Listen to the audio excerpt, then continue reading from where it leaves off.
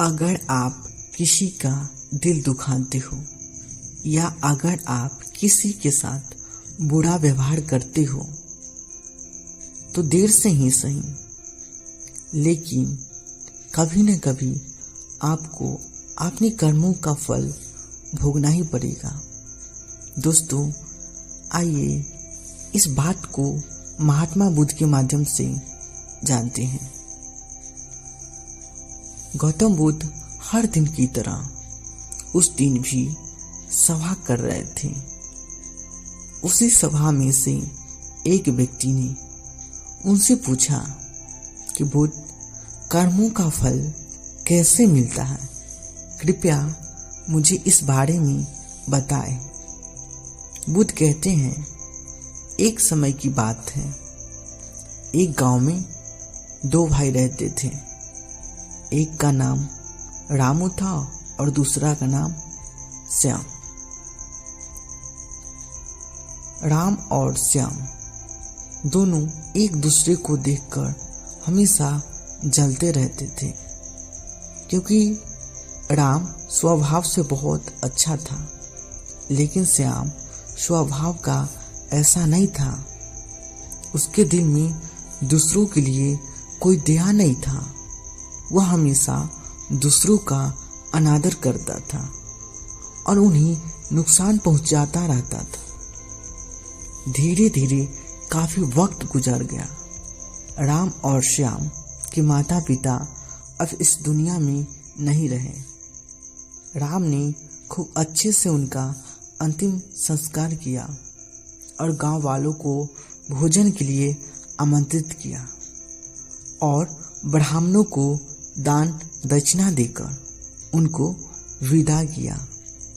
वह हर साल माँ बाप की वर्षी के लिए राम हर साल पंडितों को दान देता और भोजन कराता, लेकिन श्याम को यह बात पसंद नहीं था। वह उसे अभी भी देखकर जलते रहता। अगले साल राम ने राजा को बुलाया और राजा के सामने पूरे गांव को खाना खिलाया और दान दिया, ताकि उसे माँ बाप स्वर्ग में खुश रह सके। यह सब देखकर राजा श्याम से बोलते हैं, श्याम, तुम्हारा भाई तुम्हारे माँ बाप के लिए इतना कुछ करता है, तुम यह सब क्यों नहीं करते हो? क्या तुम्हारी समझ नहीं है कि तुम भी अपनी माँ बाप के लिए कुछ ऐसा ही करो? श्याम में कुछ नहीं बोला और वहां से चला जाता है।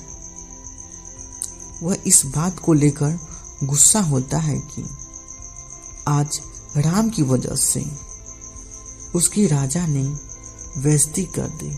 वह अपने अपमान का बदला लेने के बारे में सोचता है और अगले दिन एक ढोंग करना शुरू करता है। नगर के सामने जोर जोर से चीखने लगता है, मेरे माँ बाप मेरे सपने में आए थे। वह स्वर्ग में खुश नहीं है। वह चाहते हैं कि कोई वहां आकर खाना बना के खिलाए, वह तभी खुश रहेंगे। उन्होंने मुझे सपनों में कहा था, जो राम को मेरे पास भेज दो, वो उनकी सेवा करता है, वह इसके साथ बहुत खुश रहेंगे। राजा कहते हैं, यह तो अच्छी बात है, लेकिन इसके लिए तो राम को मरना पड़ेगा। राम को सब समझ आता है। यह सब कहीं ना कहीं उसको फंसाने की चाल है, लेकिन वह कहता है, चलो इसे बहाने मैं जरूर सेवा करके दिखाऊंगा। राम मरने को तैयार हो जाता है और राजा से कहता है, राजा, आप अगले दिन नदी के किनारे एक नाव का बंदोबस्त कराएं। मैं नाव से कूदकर नदी में अपनी जान दे दूंगा और फिर मैं स्वर्ग में जाकर माँ बाप की सेवा करूंगा। राजा कहते हैं, ठीक है, अगले दिन यह सारे बंदोबस्त कर दिए जाएंगे। राम नदी से कूद जाता है और सारे गांव में सबको पता लग जाता है कि अब राम इस दुनिया में नहीं रहा। अब वह भी माँ बाप की सेवा करने के लिए स्वर्ग चला गया। श्याम बहुत खुश था कि उसका इकलौता भाई इस दुनिया में नहीं रहा। जो अब राजपाट और जमीन है वह सब उसका मालिक बनेगा। धीरे धीरे काफी दिन गुजर गए। एक दिन अचानक से राजा के दरबार के बाहर राम बैठा होता है और जोर जोर से रो रहा होता है। राजा के सिपाही राज दरबार में ले जाते हैं और राजा से बोलते हैं, यह चमत्कार कैसे हुआ? तुम जिंदा कैसे हो गए? यह सब क्या भला है? फिर राम बताता है, मैं स्वर्ग में गया था, मैंने वहां देखा, लेकिन मेरे बाबा अब भी खुश नहीं हैं। वो मेरे पे गुस्सा हो रहे थे। उन्होंने मुझसे बोला, तुम्हें वैसे खाना बना, इसलिए तुम जाओ और उसे भेज दो। राजा श्याम को बुलाते हैं और सारी बात बता देते हैं कि तुम्हारे भाई ने तुम्हारे माँ बाप के लिए इतना त्याग किया है, लेकिन अब तुम्हारी बारी है। क्या तुम उनके लिए ऐसा कुछ नहीं करोगे? श्याम को अब ना चाहते हुए भी आखिर यह काम करना पड़ा। अगले दिन फिर से सारी तैयारी कराई जाती है, लेकिन राम ने सोचा कि अगले दिन मैं जाऊंगा ही नहीं। अगले दिन मैं शहर छोड़कर कहीं चला जाता हूँ। फिर राम ने राजा को सारी बात बता दी थी। दरअसल वह जिंदा कैसे बचा, उसने पहले ही मछुआरे से अपनी बात कह रही थी कि वह उसकी जान बचाएगा। मछुआरे उसकी जान बचाई और वह 1 महीने तक नगर के बाहर रखा और सही वक्त आने पर राजा के दरबार में उपस्थित हुआ। वैसा सिर्फ सबको सबक सिखाने के लिए करना चाहता था। राजा बोले, चलो अच्छी बात है, लेकिन उधर श्याम नगर छोड़ने का प्लान बना चुका है। अगली सुबह वह वहां नहीं जाएगा। वह रात के अंधेरे में घर छोड़कर भाग जाएगा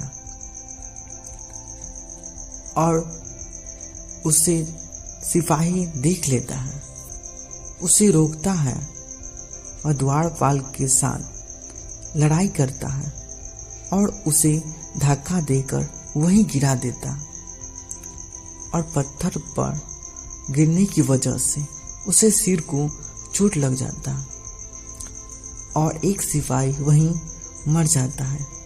आखिरकार यह सारी बात राजा को पता लग जाती है। राजा उसे माफ करने वाले थे, लेकिन वह अब और गुस्सा हो जाती है। फिर अगली सुबह उसे नाव से वैसे धक्का दे दिया जाता है और वह उसी नदी में डूब जाता है। अब उसे अपनी गलती का बहुत अफसोस होता है कि अब उसने यह क्या किया। जिंदगी की आखिरी मौका पर भी वह दूसरों का बुरा ही करना चाहा और आखिर में उसे भी अपनी जान से हाथ धोने पड़े। तब गौतम बुद्ध समझाते हैं, कर्मों का फल ऐसा ही होता है। बुरे इंसान को आखिरी वक्त तक सही और गलत की पहचान नहीं होता। जिंदगी ऐसे ही नहीं चलती, जिंदगी समझने की चीज है। उसने महात्मा से पूछा, कर्म कैसे बनते हैं? फिर महात्मा ने बोले, अच्छे कर्म बनने से पहले हमें इस पर ध्यान देने की जरूरत है कि आखिर अच्छे कर्म बनने का सबसे पहला पड़ाव क्या है। मनुष्य के द्वारा की जाने वाले सभी कर्म उसके विचारों से निर्मित होते हैं। हमारी सकारात्मक या नकारात्मक सोच विचारों को जन्म देती है और सही कर्म बनते हैं। इस तरह सोच सकारात्मक होने पर ही अच्छे कर्म का निर्धारण हो सकता है। उसने फिर महात्मा से पूछा, पाप का फल कब मिलता है? फिर महात्मा ने बोले, पाप का फल किए गए कर्म पर निर्भर करता है। यदि आपके द्वारा किए गए कार्य बुरे हैं और वह अच्छे कर्मों की तुलना में अधिक है, तो इसका फल आपको अगले जन्म में भोगना पड़ेगा। यदि बुरे कर्म कम है तो इसका भुगतान आपको इसी जन्म में करना होगा। इस प्रकार यह चक्र चलते रहता है। जब तुम जिंदगी को समझते हो तब तुम खुद को समझ पाते हो। तुम तभी देखोगे कि इस दुनिया में जितने भी जीव जंतु पेड़ पौधे हैं सब तुमसे जुड़े हैं। उनकी रक्षा करना, तुम्हारे बारे में अच्छा सोचना और उनका भला करना तुम्हारे लिए जिम्मेदारी है। जब तुम दूसरे के लिए अच्छा करते हो तो बदले में तुम्हें भी अच्छा ही मिलता है, लेकिन जब तुम किसी दूसरे को बुरा करते हो तो तुम्हें बुरा ही लगता है। तुम्हारे साथ बुरा नहीं होगा और हो सकता है कि शायद उस वक्त तुम्हारे साथ बुरा ना हो, लेकिन ऐसा कुछ नहीं हो। कभी ना कभी तुमको उसका फल भोगना ही पड़ेगा। इसलिए तुम्हें यहाँ पर किसी का बुरा करने का कोई हक नहीं है और तुम्हें यहाँ पर किसी के साथ गलत व्यवहार करने के भी कोई हक नहीं है, क्योंकि कर्मों का फल कभी न कभी मिलता ही है।